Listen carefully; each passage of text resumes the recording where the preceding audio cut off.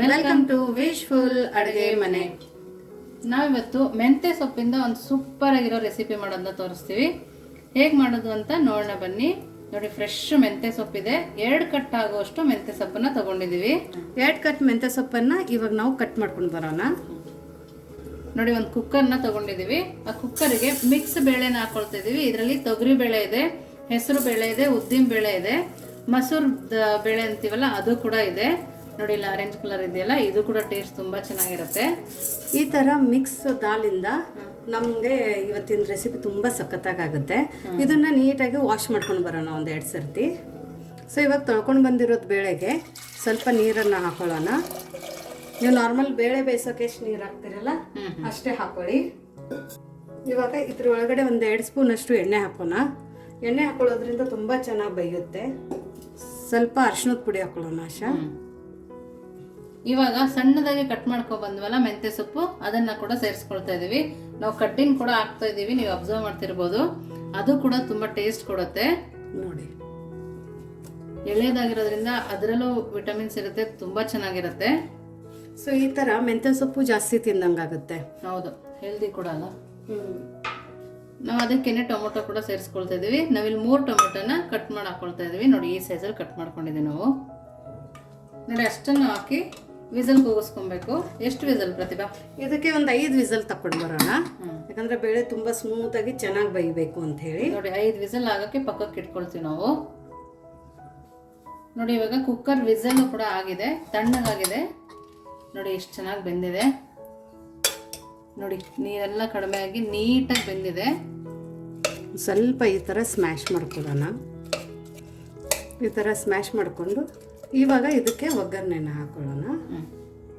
ನೋಡಿ, ಇವಾಗ ನಾವು ಒಂದು ಬಾಣಲೆನ ತಗೊಂಡಿದ್ದೀವಿ. ಒಗ್ಗರಣೆಗೆ ಸ್ವಲ್ಪ ಎಣ್ಣೆನ ಸೇರಿಸ್ಕೊಳ್ತಾ ಇದ್ದೀವಿ. ಫ್ಲೇಮನ್ನು ಹಾಯಲ್ಲಿ ಇಟ್ಕೊಂಡಿರೋದು. ಸೊ ಎಣ್ಣೆ ಸ್ವಲ್ಪ ಹಾಕೊಂಡಿದ್ದೀನಿ, 1-2 ಟೇಬಲ್ ಸ್ಪೂನ್ ಅಷ್ಟು. ಎಣ್ಣೆ ಬಿಸಿ ಆದ ನಂತರ ಇದ್ರೊಳಗಡೆ ಒಂದು ಸ್ವಲ್ಪ ಸಾಸಿವೆ ಹಾಕೊಳ್ಳೋಣ, ಸ್ವಲ್ಪ ಜೀರಿಗೆ, ಸ್ವಲ್ಪ ಚಟಪಟ ಅನ್ಬೇಕಿದು. ಈ ಥರ ಮೆಂತ್ಯ ಸೊಪ್ಪಿಂದು ನಾವು ಒಂದು ದಾಲ್ ಮಾಡ್ತೀವಲ್ಲ, ಹೆಲ್ತಿಗೆ ತುಂಬ ಒಳ್ಳೆಯದು. ಮಕ್ಕಳು ಸಹ ಈಸಿಯಾಗಿ ತಿನ್ಕೊಂಡು ಬಿಡ್ತಾರೆ. ಚಪಾತಿಗೂ ಚೆನ್ನಾಗಿರುತ್ತೆ. ನೋಡಿ, ಇವಾಗ ಚೆನ್ನಾಗಿ ಸಿಡಿತಾ ಇದೆ.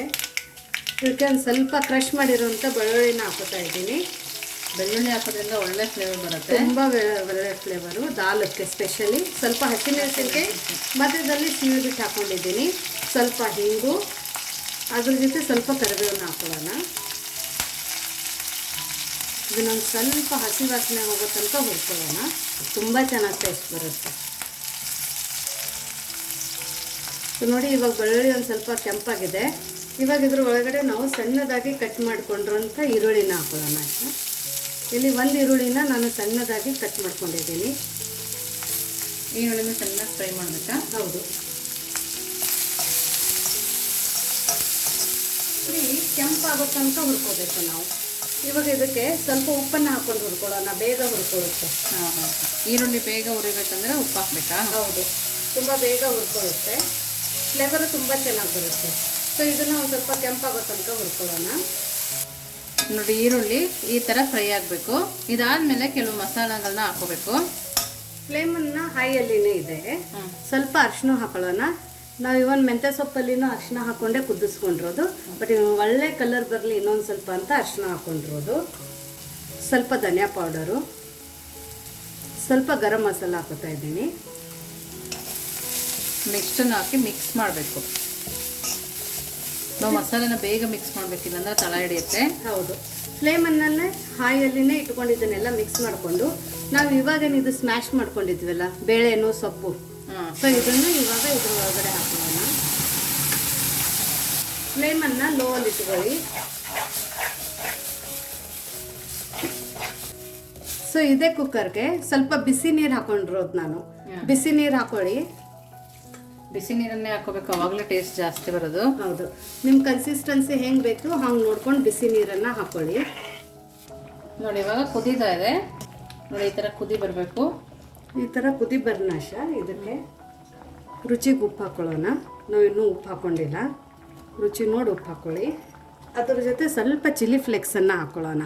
ಇದರಿಂದ ತುಂಬ ಒಳ್ಳೆ ಫ್ಲೇವರು ಮತ್ತು ಟೇಸ್ಟ್ ಬರುತ್ತೆ. ನಾರ್ಮಲಾಗಿ ನಿಮ್ಮ ಹತ್ರ ಚಿಲ್ಲಿ ಫ್ಲೇಕ್ಸ್ ಇಲ್ಲ ಅಂದರೆ ಕೆಂಪು ಖಾರದ ಪುಡಿನ ಹಾಕ್ಕೊಳ್ಳಿ, ಯಾಕಂದರೆ ಹಸಿಮೆಣಸಿನ್ಕಾಯಿ ಬೇರೆ ಹಾಕ್ಕೊಂಡಿದ್ದೀವಿ. ನೋಡಿ ಈ ಥರ ಎಲ್ಲ ಥರ ಬೇಳೆಗಳನ್ನ ಸೇರಿಸ್ಬಿಟ್ಟು 1-2 ಕಟ್ ಮೆಂತ್ಯ ಸೊಪ್ಪು ಹಾಕಿಬಿಟ್ಟು ನಾವು ಈ ಥರ ಗ್ರೇವಿ ದಾಲು ಪಲ್ಯ ಮಾಡಿದ್ರೂ ತುಂಬ ಚೆನ್ನಾಗಾಗುತ್ತೆ. ಸ್ವಲ್ಪ ಟೇಸ್ಟ್ ನೋಡ್ಕೊಳ್ಳಿ. ಉಪ್ಪೆಲ್ಲ ಕರೆಕ್ಟಾಗಿದೆ. ನೀವು ನಿಮ್ಮ ಮನೆಗೆ ಎಷ್ಟು ಖಾರ ಬೇಕು ಉಪ್ಪು ಬೇಕೋ ಅದ್ರ ತಕ್ಕಂಗೆ ಹಾಕ್ಕೊಳ್ಳಿ. ಇವಾಗ ನಾನು ಇದ್ರ ಒಳಗಡೆ 1 ಸ್ಪೂನ್ ತುಪ್ಪ ಹಾಕೋತಾ ಇದ್ದೀನಿ. ನಿಮ್ಮ ಹತ್ರ ಬೆಣ್ಣೆ ಇದ್ದರೆ ಬೆಣ್ಣೆ ಹಾಕ್ಕೊಳ್ಳಿ, ಇದರಲ್ಲಿ ತುಂಬ ಒಳ್ಳೆ ಫ್ಲೇವರ್ ಬರುತ್ತೆ.